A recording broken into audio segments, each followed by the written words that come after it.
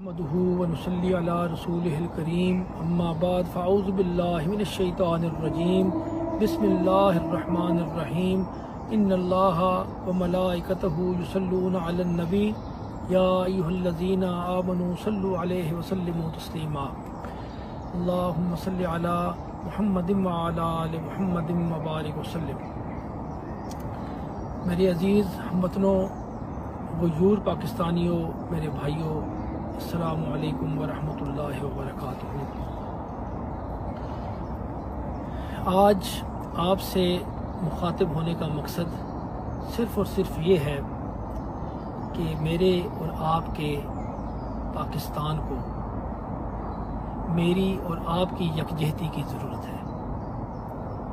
میں اور آپ ہم نے مل کر ایک قیادت میں اس سرزمین کی سالمیت کے لیے کھڑے ہونا ہے۔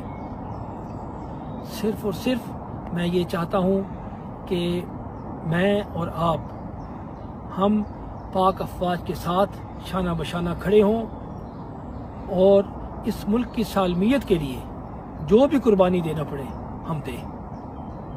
یہ ملک قربانیوں کے بعد ملا ہے،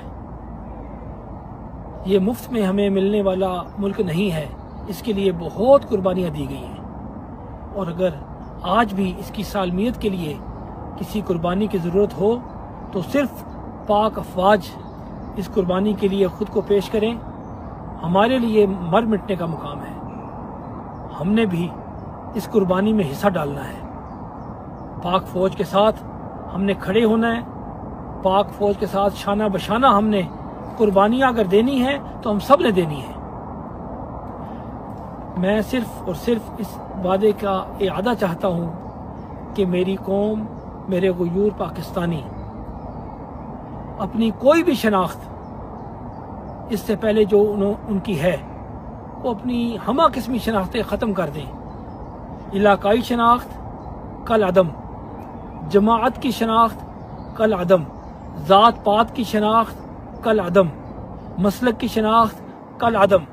اس وقت صرف اور صرف میری اور آپ کی شناخت کیا ہے کہ میں بھی پاکستان ہوں، تو بھی پاکستان ہے، بس اس کے علاوہ اور کوئی شناخت نہیں۔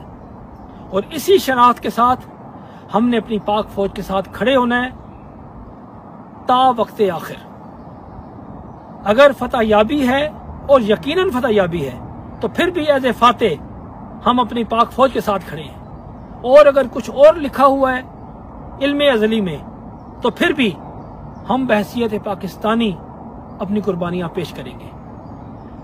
میں صرف اور صرف یہ عرض گزار ہوں اپنے مشائخ اور اپنے علماء سے کہ آپ کل جمعہ کے وقت بھی ان خطابات میں بھی اپنی قوم کو یہ ضرور بتائیں کہ یہ ملک پاکستان بہت قربانیوں کے بعد حاصل ہوا ہے، اور اس وقت بھی اگر کوئی قربانی دینی ہے تو ہم سب نے مل کے دینی ہے۔ ہم پاکستان کی فوج کے ساتھ اظہار یکجہتی کریں، پاکستانی فوج کو پتہ ہو کہ صرف 7-8 لاکھ تک وہ محدود نہیں ہے، بلکہ 25 کروڑ عوام فوج ہے۔ سید حافظ عاصم منیر کو یہ پتہ ہونا چاہیے کہ ان کی قیادت میں صرف 7-8 لاکھ فوج نہیں ہے، بلکہ پورا پاکستان، پوری قوم ان کے پیچھے کھڑی ہے۔ میں صرف یہ چاہتا ہوں کہ میرے مشائخ، میرے علماء، میرے پاکستانی صرف اور صرف یہ اظہار یکجہتی کریں۔ دیکھ لیں اس اظہار یکجہتی کے بعد مد مقابل جو بھی ہمارا ہے، ہمارا دشمن کھڑا نہیں ہو سکتا، کیونکہ اسے پتہ ہوگا کہ اس وقت مد مقابل پوری قوم کھڑی ہوئی ہے۔ سید عاصم کے پیچھے صرف 7-8 لاکھ فوج نہیں ہے، بلکہ پورا ملک، پوری قوم ان کے پیچھے ہے۔ یہ اظہار یکجہتی بہت ضروری ہے اس وقت۔ میں صرف آپ سے یہ اظہار یکجہتی چاہتا ہوں۔ اللہ تبارک و تعالی میرا اور آپ کا اور میرے ملک کا اور آپ کے ملک کا حامی و ناصر ہو۔ اللہ حافظ۔